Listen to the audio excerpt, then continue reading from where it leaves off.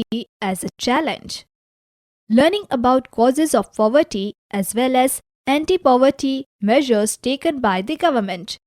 The chapter ends with broadening the official concept of poverty into human poverty. Interstate disparities. Poverty in India also has another aspect or dimension. The proportion of poor people is not the same in every state. Recent estimates shows that in 20 states and union territories, the poverty ratio is less than the national average. On the other hand, poverty is still a serious problem in Orissa, Bihar, Assam, Tripura and Uttar Pradesh. As the graph shows, Orissa and Bihar continue to be the two poorest states with poverty ratios of 47 and 43% respectively. In comparison to urban poverty in Orissa, Madhya Pradesh, Bihar and Uttar Pradesh, there has been a significant decline in poverty of Kerala, Jammu and Kashmir, Andhra Pradesh, Tamil Nadu, Gujarat and West Bengal. States like Punjab and Haryana have traditionally succeeded in reducing poverty with the help of high agricultural growth rates. Kerala has focused more on human resource development. Global poverty scenario. Poverty declined substantially in China and Southeast Asian countries as a result of rapid economic growth and massive investments in human resource development. The number of poor in China has come down from 606 million in 1981 to 212 million in 2001. In the countries of South Asia, India, Pakistan, Sri Lanka, Nepal, Bangladesh, Bhutan, the decline has not been as rapid. In sub-Saharan Africa, poverty in fact raised from 41% in 1981 to 46% in 2001. In Latin America, the ratio of poverty remained the same. Table shows the proportion of people living under poverty in different countries as defined by the International Poverty Line, means population below $1 a day. Causes of poverty. There were a number of causes for the poverty in India. One important reason is the low level of economic development under the British colonial administration. This resulted in less job opportunities and low growth rates of income. High growth rate of population. With the spread of irrigation and the Green Revolution, many job opportunities were created in the agriculture sector, but the effects were limited to some parts of India. The industries, both in the public and the private sector, did not have enough to absorb all the job seekers. Because of the irregular and small incomes, most of the people started living in slums on the outskirts of the cities, and the problems of poverty, largely a rural phenomenon, also become the feature of the urban sector. Another feature of high poverty rates has been the huge income inequalities. Lack of land resources has been one of the major causes of poverty in India.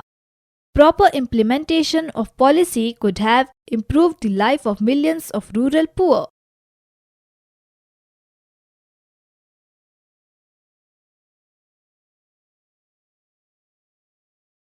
Many other socio-cultural and economic factors also are responsible for poverty. Small farmers cannot buy agricultural inputs like seeds, fertilizer, pesticides, etc.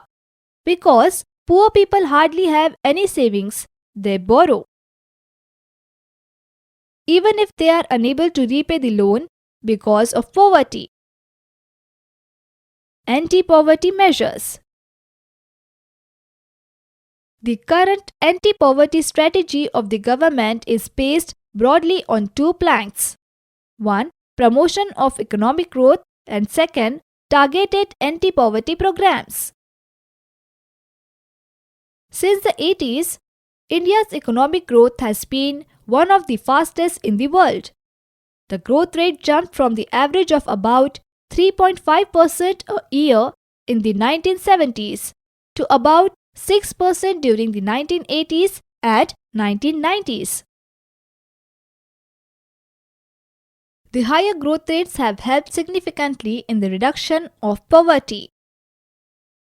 Although there are so many schemes which are formulated to affect poverty directly or indirectly, some of them are worth mentioning. National Rural Employment Guarantee Act 2005.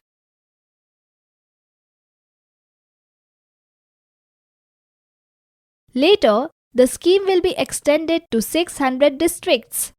One-third of the proposed jobs would be reserved for women. The central government will also establish National Employment Guarantee Funds. Similarly, state governments will establish State Employment Guarantee Funds for implementation of the scheme. Another important scheme has been the National Food for Work Program, that is NFWP, which was launched in 2004 in 150 most backward districts of the country. Prime Minister Rozgar Yojana. It is another scheme which was started in 1993. The aim of the program is to create self-employment opportunities for educated, unemployed youth in rural areas and small towns. They are helped in setting up small businesses and industries. Rural Employment Generation Program. It was launched in 1995. The aim of the program is to create self-employment opportunities in rural areas and small towns. A target for creating 25 lakh new jobs has been set for the program under the 10th 5-year plan. Swarna Jayanti Gram Swarozgar Yojana. It was launched in 1999. The program aims at bringing the assisted poor families above the poverty line by organizing them into self-help groups through a mix of bank credit and government subsidy under the Pradhan Mantri Gramodaya Yojana.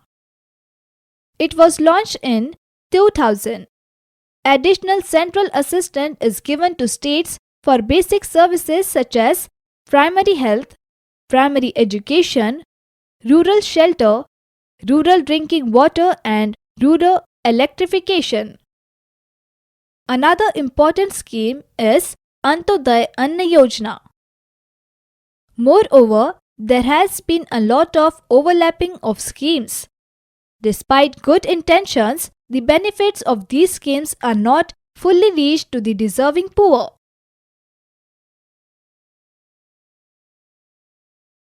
The challenges ahead. Poverty has certainly declined in India, but despite the progress, poverty reduction remains India's most compelling challenge.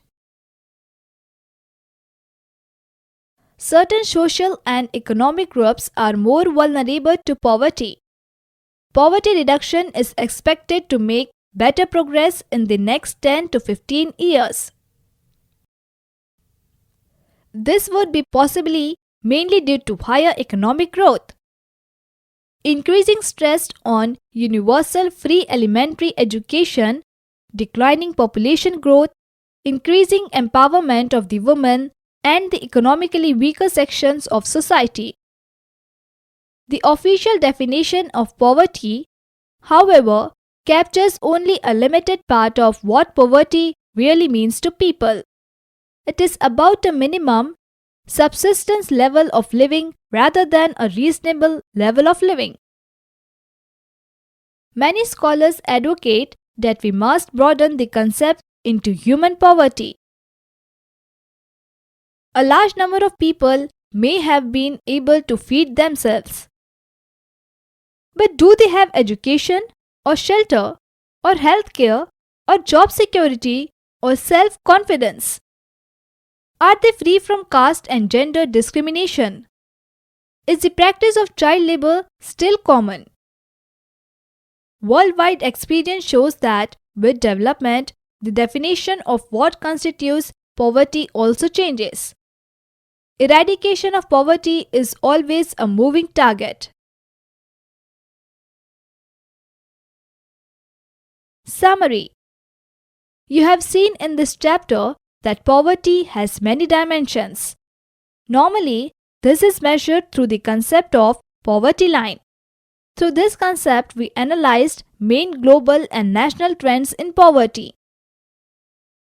In recent years, analysis of poverty is becoming rich through a variety of new concepts like social exclusion.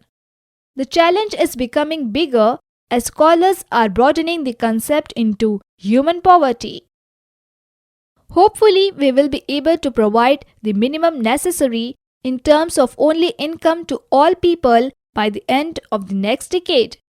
But the target will move on for many of the bigger challenges that still remain, providing healthcare, education, and job security for all, and achieving gender equality and dignity for the poor.